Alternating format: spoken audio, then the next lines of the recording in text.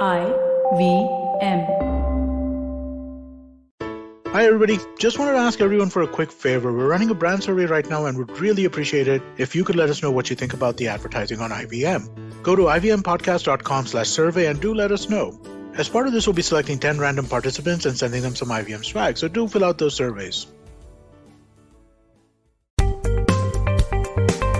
नमस्ते दोस्तों, स्वागत है आपका, क्योंकि इस पॉडकास्ट का नाम है आपका पैसा वैसा, सवाल आपके जवाब हमारे। मैं हूं आपका होस्ट अनुपम गुप्ता। आज हम बात करने वाले हैं पीएमएस, पोर्टफोलियो मैनेजमेंट स्कीम के बारे में। मेरे आज के एपिसोड के मेहमान है Akhil Chaturvedi, head sales and distribution at Motilal Oswal asset management. और नॉर्मली मेरे हिंदी पैसा वैसा के गेस्ट इंग्लिश पैसा वैसा में भी आए हुए, लेकिन अखिल पहली बार यहाँ पे आ रहे हैं। सो अखिल, आपका स्वागत है। थैंक यू सो मच हमारे लिसनर्स के सवालों का जवाब देने के लिए। धन्यवाद। धन्यवाद, बहुत बहुत धन्यवाद अनुपम। बहुत अच्छा लगा आपके शो में आके। Look forward. Thank you very much Akhil ji. तो पहला सवाल, पीएमएस मतलब पिछला एक साल ऐसा लग रहा था कि लोगों को पैसा नहीं होगा निवेश करने के लिए, और पीएमएस के लिए तो बहुत बहुत ही स्ट्रॉन्ग ईयर था। तो लेट्स स्टार्ट फ्रॉम देयर। ये पीएमएस इंडस्ट्री में इतनी ग्रोथ आई कहाँ से और कैसे आई? तो अनुपम, पीएमएस प्रोडक्ट में जो ग्रोथ आया है, वो जो मेन ग्रोथ है वो आया है 2014 से लेके 2021 तक। उसके पहले भी पीएमएस प्रोडक्ट्स थे, लेकिन उस टाइम पे इतना ग्रोथ नहीं था जितना ग्रोथ म्यूचुअल फंड्स में देखा गया है। पिछले 7-8 सालों में 2014 में जब एनडीए 1 गवर्नमेंट आई और वहां से जब मार्केट्स में एक पॉजिटिव उछाल देखा गया, तो उस समय पे ये देखा गया कि पीएमएस प्रोडक्ट्स में परफॉर्मेंसेस बहुत अच्छे आए। और परफॉर्मेंसेस अच्छे आने के कारण एक जनरल एचएनआई कम्युनिटी में पीएमएस प्रोडक्ट के लिए एपेटाइट बढ़ी। और हाई नेटवर्थ इंडिविजुअल्स हैं, फैमिली ऑफिसेज हैं, ये इन्वेस्टर जो सेगमेंट है, इनने पीएमएस प्रोडक्ट्स में काफी इन्वेस्टमेंट किया, काफी बड़ा पैसा आया और अच्छे रिटर्न्स का उनको फायदा भी मिला। तो इस कारण से ये जो पीएमएस का जो बिजनेस है या इंडस्ट्री है, ये पिछले 7 सालों में 15,000 करोड़ से आज 1,30,000 करोड़ तक पहुंच चुकी है। और यहाँ से भी इसकी ग्रोथ जर्नी जो है, मुझे ऐसा लगता है कि काफी स्ट्रांग रहेगी। 10 times, वाओ। तो अखिल जी, ये जो मैं अभी सिर्फ वो निवेशकों की बात करूंगा जिनके पास 50 लाख है। मेरे ख्याल से सेबी का अभी नया रूल था, एक जमाने में मेरे ख्याल से 25 लाख हुआ करता था पीएमएस के लिए, वो भी आज की तारीख में 50 लाख हो गए। तो अगर मेरे पास 50 लाख है, समझिए मैं एचएनआई हूँ, ओके, तो मेरे लिए पीएमएस और म्यूचुअल फंड में फर्क क्या है? तो ये क्वेश्चन काफी आता है मेरे पास भी। और तो बेसिकली नेट म्यूचुअल फंड और पीएमएस में बहुत ज्यादा कुछ फर्क नहीं है। दोनों जो प्रोडक्ट्स हैं उसमें अंडरलाइंग इक्विटी के स्टॉक्स खरीदे जाते हैं। म्यूचुअल फंड्स के कोई आप स्कीम खरीदेंगे, उसके अंदर भी एक स्टॉक्स रहेंगे, और पीएमएस का पोर्टफोलियो खरीदेंगे तो भी उसमें आपको इक्विटी के स्टॉक्स मिलेंगे। बट डिफरेंस ये है कि पीएमएस प्रोडक्ट्स बड़े स्टैंडर्डाइज्ड होते हैं, काफी हद तक रेगुलेटेड हैं, काफी सारे डूज एंड डोंट्स हैं। तो प्रोडक्ट जनरली डिजाइन जो होती है वो लो वॉलेटिलिटी और बहुत ज्यादा रिस्क नहीं ले फंड मैनेजर्स, उस हिसाब से डिजाइन किए जाते हैं। पीएमएस प्रोडक्ट्स जो होते हैं वो थोड़े से बुटीक होते हैं, फोकस्ड पोर्टफोलियोज होते हैं, कॉन्सेंट्रेटेड पोर्टफोलियोज होते हैं, जिसमें नंबर ऑफ स्टॉक्स जो होते हैं वो 15, 20, 25 से ज्यादा होते नहीं है।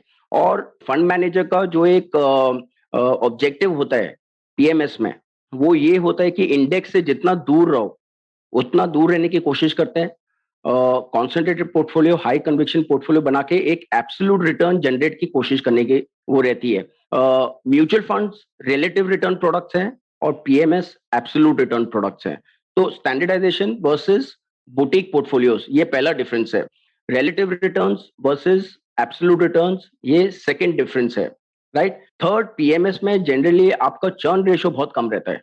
It is a buy and hold portfolio. तो फंड मैनेजर्स आपके पोर्टफोलियो में कंपनीज खरीदेंगे और जब तक कंपनी अच्छी करती है वो जनरली पोर्टफोलियो में इन्वेस्टेड रहती है।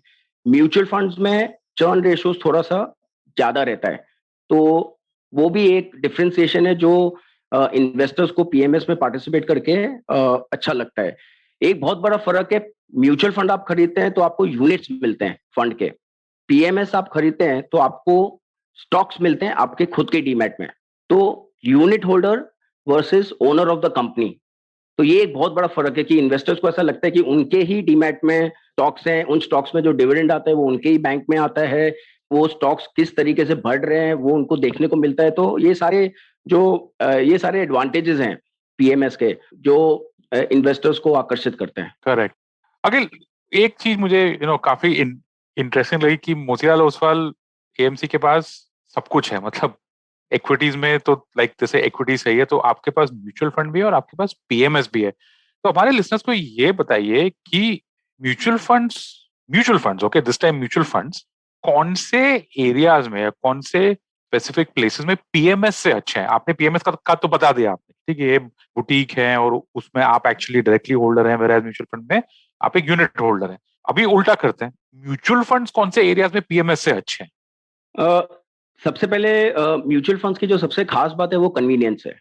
It is the most convenient vehicle to invest. मतलब इससे सरल तरीके से आपको इन्वेस्ट करना है कैपिटल मार्केट्स में, वो आपको म्यूचुअल फंड्स ही दे सकते हैं। 100 रुपए से आप स्टार्ट कर सकते हैं, तो मिनिमम इन्वेस्टमेंट 100 रुपीज ही है। सारे ट्रांजैक्शन डिजिटल हो रहे हैं, तो आप कुछ वो फिल इन द ब्लैंक्स करिए और आपका म्यूचुअल फंड अकाउंट रेडी है, आप उसको फंड कर सकते हैं। तो convenience is the number one positive of PM of mutual funds. Number two, tax efficiency. ये सबसे खास बात है म्यूचुअल फंड्स में, क्योंकि म्यूचुअल फंड्स एक ट्रस्ट स्ट्रक्चर है। तो म्यूचुअल फंड्स के अंदर जब फंड मैनेजर्स स्टॉक्स खरीदते हैं और उन स्टॉक्स में जब प्रॉफिट बुकिंग करते हैं, तो फंड लेवल पे टैक्स नहीं लगता है। पीएमएस में जब फंड मैनेजर्स खरीद बेच करते हैं, तो इमीडिएटली टैक्सेशन अप्लाई हो जाता है। तो कन्वीनियंस में म्यूचुअल फंड्स स्कोर करते हैं। टैक्सेशन में भी म्यूचुअल फंड्स पीएमएस से ज्यादा अच्छा स्कोर करते हैं। और third, it is low risk. Generally जैसे कि मैंने बताया कि रेगुलेशंस काफी स्ट्रांग है, तो उसके कारण पोर्टफोलियो में जनरली डाइवर्सिफिकेशन ज्यादा होता है और इंडेक्स हगिंग थोड़े ज्यादा होते हैं। तो पोर्टफोलियो मैनेजर जनरली अवॉइड करता है ज्यादा रिस्क लेने का और बेंचमार्क को आउट परफॉर्म करने की कोशिश करता है। ठीक है, परफेक्ट। अभी पीएमएस में एक स्पेसिफिक टर्म है, ठीक है, डिस्क्रेशनरी और नॉन डिस्क्रेशनरी। तो पीएमएस में ये डिस्क्रेशनरी पीएमएस क्या होता है, नॉन डिस्क्रेशनरी पीएमएस क्या होता है, और मोतीलाल ओसवाल क्या ऑफर करते हैं? तो बहुत सिंपल है। डिस्क्रेशनरी पीएमएस मतलब ये होता है कि फंड मैनेजर डिसाइड करता है आपके पोर्टफोलियो में क्या खरीदना है, क्या बेचना है, कितना खरीदना है, कितना बेचना है। नॉन डिस्क्रेशनरी पीएमएस में फंड मैनेजर को इन्वेस्टर से कंफर्मेशन लेना पड़ता है कि आपके पोर्टफोलियो में हम ये खरीदना चाहते हैं या हम ये बेचना चाहते हैं, आप ओके हैं, आप ओके नहीं है।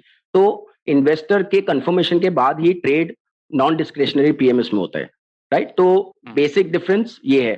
जहां तक मोतीलाल ओसवाल का सवाल है, हम डिस्क्रेशनरी पीएमएस करते हैं। हम अपने स्टाइल को, अपनी फिलोसफी को फॉलो करते हैं और जो भी आउटकम है उसकी पूरी रिस्पॉन्सिबिलिटी और अकाउंटेबिलिटी हम लेते हैं अपने पोर्टफोलियो में। तो हम डिस्क्रेशनरी प्रैक्टिस करते हैं। Very interesting. अगर मुझे एक सवाल इसमें मुझे पूछना है आपसे कि समझिए मैं आपके पास आता हूँ, मेरा एग्जिस्टिंग इक्विटी पोर्टफोलियो है, ठीक है, समझिए let's say it's more than 50 lakh, तो 50 लाख के ऊपर है। मेरे पास 100 शेयर एक्स के, 1000 share Y K, 10 share 30-40, you will know better than this than me, because आपके पास से ये लोग आते हुए कि यार कुछ करो मेरे पोर्टफोलियो का। तो ये जो मेरा एग्जिस्टिंग पोर्टफोलियो है, क्या ये मैं इसको समझिए ट्रांजिशन कर सकता हूँ पीएमएस में, या कन्वर्ट कर सकता हूँ पीएमएस में, या मैं आपको दे सकता हूँ कि भाई आप ही मेरे लिए संभालिए, ऐसा कुछ होता है मतलब? नहीं, absolutely right. I mean PMS में जनरली आप 3 तरीके से इन्वेस्ट कर सकते हैं। आप अपना एग्जिस्टिंग स्टॉक पोर्टफोलियो ट्रांसफर कर सकते हैं पीएमएस प्रोवाइडर को। वो आपका जो एग्जिस्टिंग स्टॉक पोर्टफोलियो वो हम बेच के अपने पोर्टफोलियो में और अपने स्टाइल में कन्वर्ट कर लेते हैं। नंबर 2, आप पूरा का पूरा कैश दे के खरीद सकते हैं। तो अगर मिनिमम 50 लाख है तो आपने 50 लाख चेक दिया और आपने एक्टिवेट कर लिया अकाउंट। एक हो गया पूरा स्टॉक ट्रांसफर। दूसरा हो गया मिक्स ऑफ बोथ। अगर आपके पास में 30 लाख रुपए के स्टॉक्स हैं और 20 लाख रुपए शॉर्ट पड़ रहे हैं, क्योंकि मिनिमम 50 लाख है, तो आप 30 लाख के स्टॉक ट्रांसफर कर दीजिए और 20 लाख का आप चेक दे दीजिए। तो कोई भी, ये आप वन ऑफ दीज ऑप्शंस आप चूज कर सकते हैं पीएमएस में इन्वेस्ट करने के लिए। बट एक बात बहुत अनुपम जी, मैं आपको बताऊंगा कि क्योंकि हमारा जो 50% हमारे पीएमएस के अकाउंट खुलते हैं वो स्टॉक ट्रांसफर के खुलते हैं। मैं वही आपसे पूछने वाला था, क्योंकि ऐसे मेरे लिसनर मतलब और मेरी जिन लोग से बात होती है उनसे ये सब मोस्ट कॉमन सवाल मेरे पास आता है कि मेरे पास इतने सारे स्टॉक्स हैं, मुझे पता नहीं मैं क्या करूं। एंड ऑब्वियसली इसमें क्या होता है कि कुछ लोग में मतलब समझिए किसी ने कोई स्टॉक 10 साल पहले खरीदा होगा और वो 100 गुना इंक्रीज हो गया, तो उनको लगता है वाह आई एम मैं बेस्ट हूँ और मैं फंड मैनेजर से भी अच्छा हूँ। और कोई पोर्टफोलियो में ऐसा होता है कि ये तो कहीं गया ही नहीं स्टॉक, मतलब 10 साल में स्टॉक यहाँ नहीं गया, वहां नहीं गया, फ्लैट हो गया। और काफी ऐसे स्टॉक्स हैं जो वाइप आउट हो गए, मतलब यस। एज आपको पता ही होगा अखिल जी की लोग जब इंडिविजुअल स्टॉक्स में खरीदते हैं तो वो नॉर्मली टिप के बेसिस पे होता है, या दोस्त ने बोला, या चार्टर्ड अकाउंटेंट ने बोला, या पार्टी में गए वहां एक नाम सुना, और यहाँ तो over a long period of time ये सब एक्यूमुलेट हो जाता है। तो इसके बारे में थोड़ा बताएंगे, मतलब ये बिहेवियर क्या होता है, आपने क्या देखा? तो मैंने तो बहुत बहुत सारे ये अकाउंट्स देखे हैं। ऐसे एक अकाउंट मुझे क्लियरली याद है, मैं कलकत्ता में था और एक क्लाइंट से मिला था, तो उनके पोर्टफोलियो में लेगेसी पोर्टफोलियो था, बाप दादाओं के जमाने से नीचे आ रहा था पोर्टफोलियो, एटलीस्ट 3 जनरेशन से नीचे आ रहा था। ओहो। उसमें 400 स्टॉक थे और वो 1200 करोड़ का पोर्टफोलियो था। अरे, और 400 400 स्टॉक। अकाउंट में, मैं तो फंड मैनेजर नहीं हूं, बट ऊपर के जो 200-250 स्टॉक थे, तो मैंने ही उनको बोला कि ये तो आप इमीडिएटली बेच दो, राइट। सो जब इन्वेस्टर्स इक्विटी मार्केट में डायरेक्टली इन्वेस्ट करते हैं तो स्टार्ट सही होता है। स्टार्ट सब क्वालिटी से करते हैं। स्टार्ट में सब एचडीएफसी बैंक खरीदेंगे, इन्फोसिस खरीदेंगे, टीसीएस खरीदेंगे, फिर उनमें पैसा बनता है, फिर उससे थोड़ा कॉन्फिडेंस बढ़ता है, और जब कॉन्फिडेंस बढ़ता है तो आप फिर थोड़ा सा एडवेंचर करते हैं, और एडवेंचर करने के टाइम पे आपके पोर्टफोलियो में धीरे धीरे धीरे करके अच्छे अच्छे स्टॉक निकलते जाते हैं, बिकॉज उसमें आप प्रॉफिट बुक करते जाते हैं। और नए जो कंपनी आती हैं वो generally low quality companies portfolio में आती हैं, और फिर वो कंपनियों के प्राइस जो है वो गिरते हैं।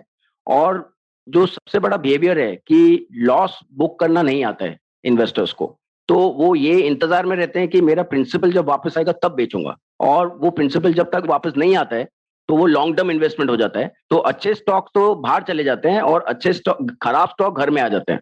तो ये तो है ट्रेंड, और इसमें पीएमएस बहुत बड़ा एक बहुत अच्छा सोल्यूशन है। तो हमारे यहाँ पे हमने एक सॉफ्टवेयर बनाया है जिसमें आप अपने जो आपका डीमैट में जितने भी स्टॉक्स हैं उसको अपलोड करिए, तो आउटपुट में आपको हम ये बताते हैं कि आपके कौन से स्टॉक्स अच्छे हैं, कौन से स्टॉक्स अच्छे नहीं हैं। तो आपको एक आईना दिखा कि क्या अच्छे स्टॉक्स कौन से हैं, खराब स्टॉक्स कौन से हैं। दूसरी बात, आपका पोर्टफोलियो बेंचमार्क को बीट कर रहा है कि नहीं। सबको अपने अच्छे स्टॉक्स याद रहते हैं, खराब स्टॉक्स की कोई बात नहीं करता है। तो जब इन्वेस्टर अपना खुद का पोर्टफोलियो और उसका रिटर्न बेंचमार्क से देखता है, और जब अंडर परफॉर्मेंस देखता है, तो एक और घंटी बजती है। तो एक तो अच्छा पोर्टफोलियो वर्सेस खराब पोर्टफोलियो, दूसरा बेंचमार्क को बीट कर रहे कि नहीं, और तीसरा फिर हम उनको फंड मैनेजर के पोर्टफोलियो से कंपेयर करके दिखाते हैं कि यही पैसा आपने प्रोफेशनल फंड मैनेजर को दिया होता तो आपका रिटर्न कैसा आता।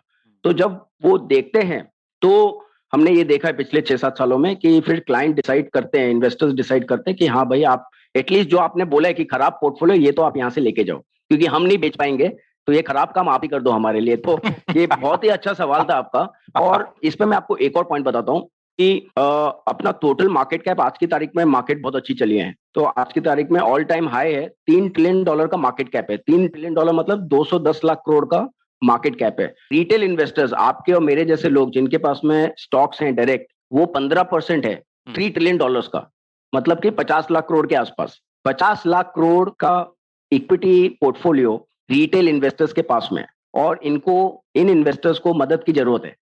तो पीएमएस का जो मेन टारगेट ऑडियंस है वो एक्चुअली डायरेक्ट इक्विटी इन्वेस्टर्स हैं, जिनका एक्सपीरियंस अच्छा नहीं है, और पीएमएस प्रोवाइडर्स उनको हेल्प कर सकते हैं उनके खराब पोर्टफोलियो को अच्छे पोर्टफोलियो में कन्वर्ट करके, और फिर वहां से उनके पैसे में या उनके इन्वेस्टमेंट्स में ग्रोथ करके दें।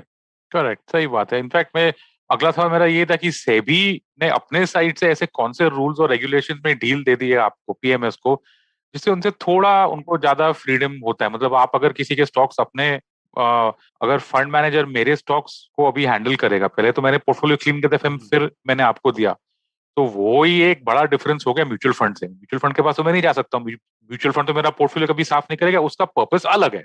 He has a different he has a different purpose in life. तो ये ऐसे कौन से रेगुलेशंस हैं जिससे थोड़ी सी ढील मिलती है पीएमएस को as compared to mutual funds?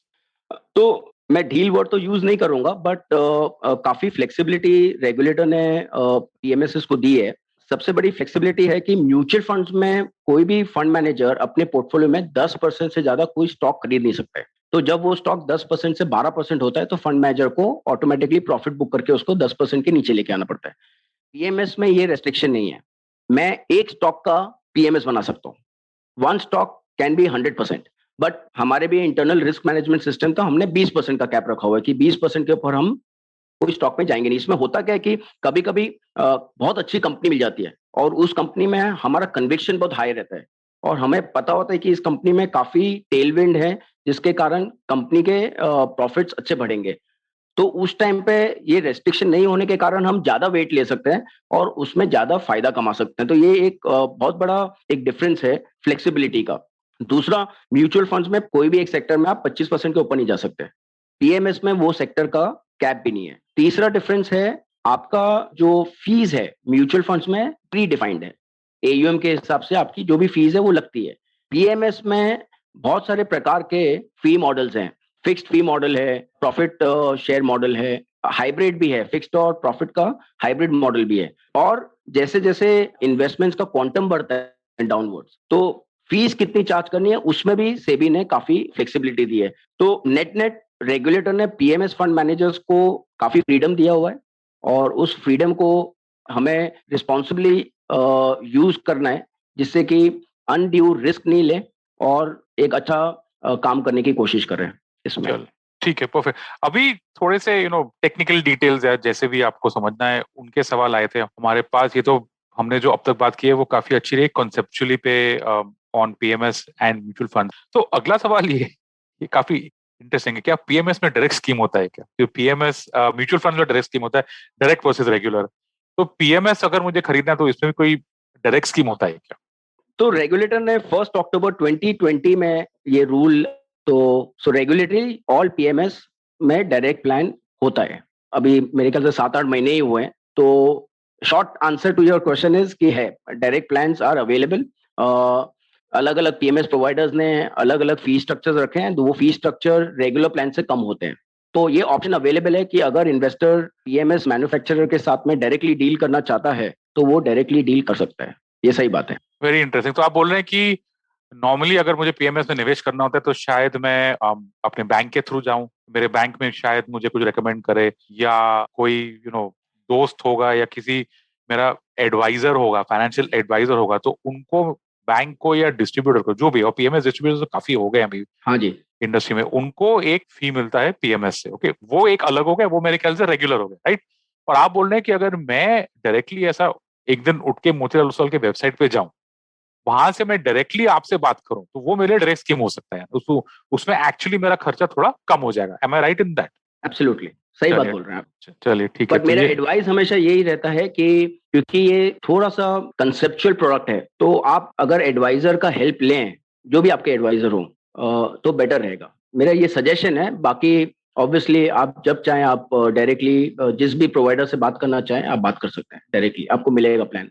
Wonderful, that's good. मतलब आप एक्चुअली सामने से बोल रहे हैं कि भाई थोड़ा सोच समझ के बात करके फिर आप आइए, ऐसा। यस। अल्टीमेटली तो आपका ही पैसा है, लेकिन आप यस। सजेशन दे रहे हैं कि भाई सोच सोच के आ जाइए। चलिए ठीक है। अगला सवाल, लोगों का मानना होता है कि PMS में थोड़ा हायर रिटर्न है, म्यूचुअल फंड में थोड़ा कम रिटर्न है, या जो भी, ये शायद परसेप्शन होगा, सही है गलत है मुझे पता नहीं, क्योंकि म्यूचुअल फंड्स का तो डेली एनएवी आता है। म्यूचुअल फंड्स के वेबसाइट पे भी अगर आपको कोई भी गिवन डे, लाइक आज समझिए 1 जुलाई है या 15 जुलाई, मैं वो डेट टू डेट कंपैरिजन कर सकता हूँ, मेरा PMS में वो पॉसिबल नहीं है। PMS में तो कुछ एनएवी भी नहीं है, और उनका जो फंड परफॉर्मेंस होता है वो मंथली आता है। तो अगर ऐसे कोई यूनिफॉर्म तरीका होता है, मतलब अगर मुझे सिर्फ रिटर्न्स कंपेयर करना है बिटवीन PMS और म्यूचुअल फंड, तो मैं क्या करूं फिर? अच्छा, बहुत अच्छा क्वेश्चन है और थोड़ा चैलेंजिंग है। आपकी बात सही है कि इसमें नैव नहीं है, नेट एसेट वैल्यू नहीं है, तो कोई नैव डेली पब्लिश होता नहीं है, तो उसके कारण डेली परफॉर्मेंस ट्रैक करना थोड़ा डिफिकल्ट है। और जो जितने भी PMS प्रोडक्ट्स हैं उनका कोई एक यूनिफॉर्म प्लेटफॉर्म नहीं है जहां पर सारा डेटा अवेलेबल है और आप फिल्टर डाउन करके आप ये पता लगा लें कि कौन सा PMS अच्छा चल रहा है, कौन सा PMS अच्छा नहीं चल रहा है। हालांकि पिछले कुछ सालों में कुछ एक प्लेटफॉर्म्स आए हैं बाजार में जो आपको ये return comparison month on month देते हैं। तो हर महीने एक रिपोर्ट आती है, और 3-4 हैं, मतलब जैसे कि PMS बाजार है, ये PMSAIFworld.com है, वर्ल्ड है। तो 2-3 प्रोवाइडर्स हैं जो ये अच्छा काम कर रहे हैं। वो सारा डेटा कोलेट करके आपको एक डॉक्यूमेंट के थ्रू वो कंपैरिजन शेयर करते हैं। तो आपको मंथ ऑन मंथ वो डेटा मिलता है कि 1 month return, 3 month return, 1 year return, 3 year, 5 year return, हर अलग अलग प्रोडक्ट का क्या चल रहा है। तो वो एक डेटा पॉइंट है। बाकी हाँ, थोड़ा सा चैलेंजिंग है। अगर आपको इन बिटवीन ट्रैक करना हो तो कंपैरिजन थोड़ा सा डिफिकल्ट है। बट आपका खुद का पोर्टफोलियो टिपिकली, जैसे कि हमारे PMSs हैं, तो ऑनलाइन अवेलेबल है। आप लॉग इन करके हर दिन क्या वैल्यू, कितनी वैल्यू बढ़ी है या घटी है वो आप रोज देख सकते हैं। 7 दिन के लैग में आपके पोर्टफोलियो में कुछ चेंज हुआ है वो भी आप देख सकते हैं। तो आपको महीना खत्म होने का वेट करने की जरूरत नहीं है कि आपके पोर्टफोलियो में एक्शन क्या हुआ है। आपके पोर्टफोलियो में जो भी एक्शन आज हो रहा है अगले हफ्ते आपको देखने को मिलेगा वो एक्शन। तो इंडिविजुअली PMSs आपको सब डेटा देंगे, बट परफॉर्मेंस कंपैरिजन के लिए आपको, या तो पहले आपने क्वेश्चन में पूछा था, या तो आप अपने एडवाइजर के पास जाइए, उनके पास सारे कंपैरिजन रहते हैं, या ये थर्ड पार्टी जो डेटा प्रोवाइड कर रहे हैं, PMS बाजार, PMSAIF वर्ल्ड, वो डेटा आप यूज कर सकते हैं, पब्लिकली अवेलेबल है। चलिए ठीक है, लास्ट 2 सवाल अखिल जी। पीएमएस में कैश कॉल्स ले सकते हैं क्या? मतलब मैं जब आता हूँ आपके पास या 50 लाख का आपको जब चेक देता हूँ और मार्केट बहुत हाई है और मुझे उतना कंफर्ट नहीं कि भाई ये सब 16,000 निफ्टी में मैंने आपको दे दिया पैसा, लेकिन आपका फिलोसफी कुछ अलग होगा, तो क्या आप मेरा पैसा अपने हिसाब से कहीं और, समझिए एफडी में या कहीं पे रख के फिर बाद में जब मार्केट गिरता है तब आप निवेश करते हैं, कि क्या प्रोसेस होता है इसमें? ये सब्जेक्टिव क्वेश्चन है, डिपेंड करता है बाजार के लेवल पे और पोर्टफोलियो में क्या कंपनीज हैं और उन कंपनीज के क्या वैल्यूएशंस हैं। सिंपल आंसर है कि कैश कॉल ले सकते हैं, नो प्रॉब्लम अबाउट दैट।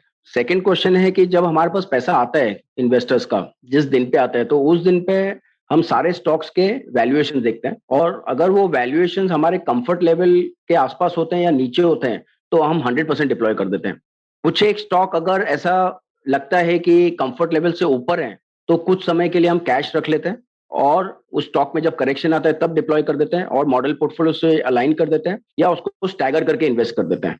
तो सब्जेक्टिव है, बट ये पॉसिबिलिटी है, और फंड मैनेजर्स जनरली इसको टाइम टू टाइम इसको यूज करते हैं, इस ऑप्शन को।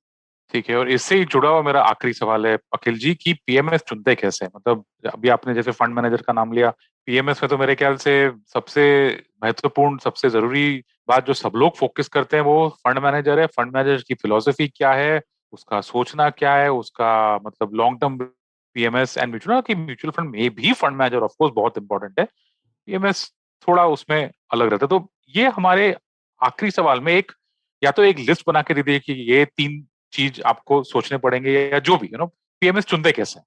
तो काफी सारी पैरामीटर्स हैं। तो पहली बात सबसे इंपॉर्टेंट है कि पीएमएस में जो पीएमएस का मैनेजर है उसका क्रेडिबिलिटी क्या है, उस पीएमएस मैनेजर की। ठीक है, तो इंस्टीट्यूशन कितना पुराना है, बैकिंग कौन कर रहा है, राइट। सो सबसे पहले institution, brand, that is very very important, because PMS में बहुत ज्यादा प्लेयर्स नहीं है और बहुत सारे प्लेयर्स हाल फिलहाल में ही आए हैं। तो बहुत कम ही ऐसे पीएमएस मैन्युफैक्चरर हैं जिनने 10 साल, 15 साल, 20 साल का साइकिल देखा है। तो वो एक लॉन्ग टर्म ट्रैक रिकॉर्ड देखना बहुत जरूरी है। तो पहला हुआ brand, secondly long term track record, कितने साइकिल से गुजरे हैं, क्या अप एंड डाउन देखा है। ठीक है, थर्ड है स्टाइल, क्या स्टाइल है, किस तरीके से स्टॉक्स आइडेंटिफाई होते हैं, किस तरीके से स्टॉक्स खरीदे जाते हैं और किस बेसिस पे स्टॉक्स बेचे जाते हैं, राइट। सो फंड मैनेजर का स्टाइल क्या है, राइट। दूसरा बहुत इंपॉर्टेंट है, बिकॉज इसमें मैंने बताया कि अगर बहुत ज्यादा चर्न होता है पोर्टफोलियो में तो टैक्स एफिशिएंसी के कारण या टैक्स इनएफिशिएंसी के कारण रिटर्न गिर सकता है। तो पीएमएस पोर्टफोलियोज में चर्न रेशो क्या है, जितना चर्न रेशो कम है, जितना खरीद बेच कम होती है, उतना पोर्टफोलियो का पोस्ट टैक्स रिटर्न बढ़ता है। तो ये एक फैक्टर है, ये देखना भी काफी जरूरी है। दूसरा, जो पोर्टफोलियोज हैं वो म्यूचुअल फंड से कितने डिफरेंशिएटेड है। अगर मैं आपको पीएमएस में 50 स्टॉक, 60 स्टॉक खरीद के दूं और म्यूचुअल फंड्स के जैसे हर महीने कुछ ना कुछ खरीद बेच करूं, तो फिर म्यूचुअल फंड्स और पीएमएस में कुछ फर्क नहीं रहा, राइट। सो बहुत ज्यादा अलग हो आपके जो एग्जिस्टिंग म्यूचुअल फंड पोर्टफोलियोज हैं, उनसे आपको डिफरेंशिएशन देखने को मिले, style differentiation, stock differentiation, ideation, ये सारी चीजें आपको अलग दिखें, तो आपको या ये सारी जो पॉइंट्स हैं, ये आप तरीके से आप म्यूचुअल फंड डिसाइड करते हैं उसी तरीके से आपको पीएमएस डिसाइड करना चाहिए। बट हाँ, आपका जब तक आपको बहुत ज्यादा कुछ अलग नहीं दिख रहा हो तब तक आपको अपने जो एग्जिस्टिंग म्यूचुअल फंड्स हैं उन्हीं में स्टिक करना चाहिए। तो थोड़ा इसमें होमवर्क करना पड़ता है, आप खुद कर सकते हैं या आप अपने एडवाइजर, डिस्ट्रीब्यूटर का की मदद ले सकते हैं। और ये होमवर्क अगर मुझे खुद करना है तो इसमें मुझे स्टडी मटेरियल कहाँ मिलेगा? जब मैं चार्टर्ड अकाउंटेंट हूँ, मेरे दिमाग में स्टडी मटेरियल फ्रेज थोड़ा है, तो अगर मुझे ये सब का मुझे अगर हार्डवर्क करना है, मेहनत करके जानना है, तो मुझे कहाँ मिलेगा ये सब मटेरियल? ये सब वेबसाइट पे अवेलेबल है। आप जैसे हमारा मोतीलाल ओसवाल है तो आप motilalooswalmf.com पे जाइए, पीएमएस सेक्शन में जाइए, आपको सारे वन पेजर्स, प्रेजेंटेशंस और ये जितने पॉइंट मैंने आपको बताए हैं वो सारे पॉइंट्स हमने डिटेल में समझाए हैं।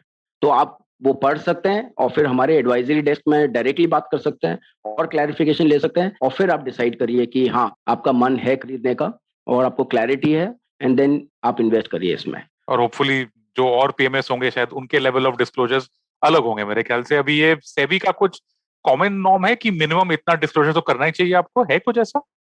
हाँ, काफ़ी नॉर्म्स हैं जो मतलब किस तरीके से आप अकाउंट स्टेटमेंट्स दिखा रहे हैं, क्वार्टरली अकाउंट स्टेटमेंट्स दिखाने पड़ते हैं, एनुअल हमको profit and loss, capital, long term capital gain, short term, so audited PNL statement भेजना पड़ता है। हमारे वन पेजेस किस तरीके से डिजाइन हो रहे हैं, उसमें रिटर्न्स किस तरीके से हमको दिखाना है, वो सब सेबी से ही प्रेस्क्रिप्शन आता है और उसी फॉर्मेट में सारा डेटा हर कंपनी के वेबसाइट पे इजीली अवेलेबल है। चलो बढ़िया दोस्तों, तो वाह, आप जो भी मतलब जितने भी पीएमएस है सबके वेबसाइट्स हैं, आप उन पे जाके अपना रिसर्च कर सकते हैं, या जैसे अखिल ने बताया आप उनमें एडवाइजर से बात करके भी कंपेयर कर सकते हैं। लेकिन इन जनरल अखिल, लास्ट सवाल जस्ट फॉलो अप था मेरे दिमाग में, how do I compare two fund manager for PMS? मतलब अगर मुझे कंपेयर करना होगा तो आपने जैसा बोला, एक तो स्ट्रेटेजी है, पेडिग्री, अगर मैं पेडिग्री को निकाल दूं, कि अगर दो पीएमएस सेम पेडिग्री के हैं, दोनों 10 साल पुराने, 15 साल पुराने, जो भी है, fund manager to fund manager comparison कैसा करना चाहिए? अगर बाकी सब इक्वल है तो आप आई थिंक आपको पोर्टफोलियो टू पोर्टफोलियो कंपेयर करना चाहिए। आपको दो मैनेजर्स हैं, दोनों मैनेजर्स की स्टाइल सेम लगती है, स्टॉक पिकिंग एबिलिटी सेम लगती है, ट्रैक रिकॉर्ड भी अच्छा है, तो आप दोनों पोर्टफोलियो देखिए। दोनों पोर्टफोलियो में आपको यूनिक आइडियाज दिख रहे हैं कि नहीं, कि ओवरलैपिंग आइडियाज हैं। अगर यूनिक आइडियाज हैं तो आप दोनों में थोड़ा थोड़ा पैसा लगा के दोनों पोर्टफोलियो एंजॉय कर सकते हैं। और अगर ओवरलैपिंग है तो फिर आप then it is your choice. फिर आपको किसके साथ डील करने में अच्छा लग रहा है, आप उसके साथ जाइए। चलो परफेक्ट। तो दोस्तों आज के लिए इतना ही, सवालों का सफर चलता रहेगा। मैं धन्यवाद करता हूं मेरे मेहमान, हमारे विशेषज्ञ Akhil Chaturvedi, head sales distribution at Motilal Oswal asset management. Akhil, आपका बहुत बहुत धन्यवाद हमारे दर्शकों, लिसनर्स के सवालों का जवाब देने के लिए। Thank you Anupam ji, thank you for inviting me and बहुत अच्छा लगा आपसे बात करके। Best wishes to all your investors and stay safe. Thank you so much. Best wishes to Motilal investors तो आपके हैं सर, मेरे तो लिसनर्स है, but thank you so much for those wishes. We need your best wishes. अरे तो है ही, thank you. और दोस्तों धन्यवाद आपका ये पॉडकास्ट सुनने के लिए। अगर आपको कोई भी सवाल हो, अखिल इनफैक्ट आई थिंक आपका सोशल मीडिया पे काफी एक्टिव है, मोतीलाल ओसवाल के सोशल मीडिया तो काफी, मतलब आई थिंक लिंक्डइन पे तो है ही, फेसबुक, ट्विटर, सब पे है, right? Yup, yes, we are there. आपको कोई भी सवाल हो आप उनको डायरेक्टली पूछ सकते हैं। अखिल आई थिंक ट्विटर पे भी हैं, जहां भी हैं आप उनसे। मेरा ट्विटर हैंडल @अखिल चैट है, AKHILCHAT, और मोतीलाल ओसवाल AMC हमारे कंपनी का हैंडल है, तो you can reach out to us. Great. So I would in fact suggest that दोस्तों, क्योंकि मोतीलाल ओसवाल काफी एक्टिव भी हैं सोशल मीडिया पे, अगर आपको कोई सवाल हो आप उनको डायरेक्टली पूछ सकते हैं। और अगर बाकी पर्सनल फाइनेंस और इन्वेस्टमेंट के बारे में हमारे लिए सवाल हो तो आप मेरे ट्विटर अकाउंट पे भेज सकते हैं। दोस्तों धन्यवाद आपका ये पॉडकास्ट सुनने के लिए। अगर आपको कोई भी सवाल हो तो आप हमें भेज सकते हैं मेरे ट्विटर अकाउंट पर। मेरा ट्विटर अकाउंट है B50, मेरा नाम है अनुपम गुप्ता, या फिर IVM के अकाउंट पर, उनके जितने भी सोशल मीडिया अकाउंट है, इंस्टाग्राम पे या फिर ट्विटर पे या जहां भी। और हम आपको मिलेंगे अगले एपिसोड आपका पैसा वैसा।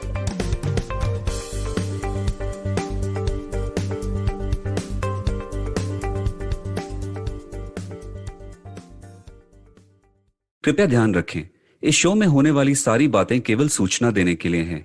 इन्हें किसी भी तरह की आर्थिक सलाह समझना गलत है। किसी भी निवेश से पहले अपने आर्थिक सलाहकार की मदद जरूर लें। Hey, it's been another great week on the IVM Podcast Network.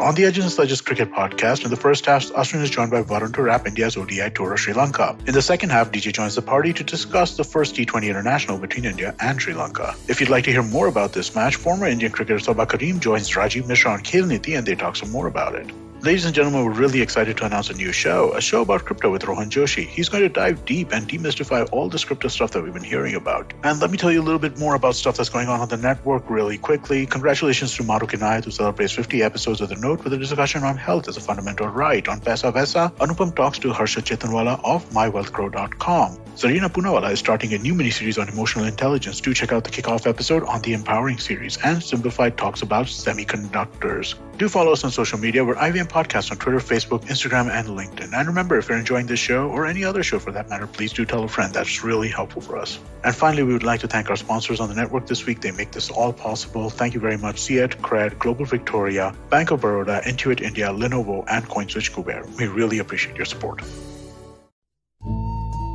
सफर, रास्ते, मंजिल और मुकाम अक्सर ये हमसे कुछ कहना चाहते हैं, पर हम हैं कि अपनी रोजमर्रा की जिंदगी में इन्हें सुनने से कतराते हैं। नमस्ते दोस्तों, मेरा नाम है केशव चतुर्वेदी और मैं आपको ले चलूंगा कुछ ऐसे सफर पर जहां आपको एक नया नजरिया मिलेगा सफर और मंजिलों को देखने का। आइए इन किस्से कहानियों में डूब जाएं। हर मंगलवार और शुक्रवार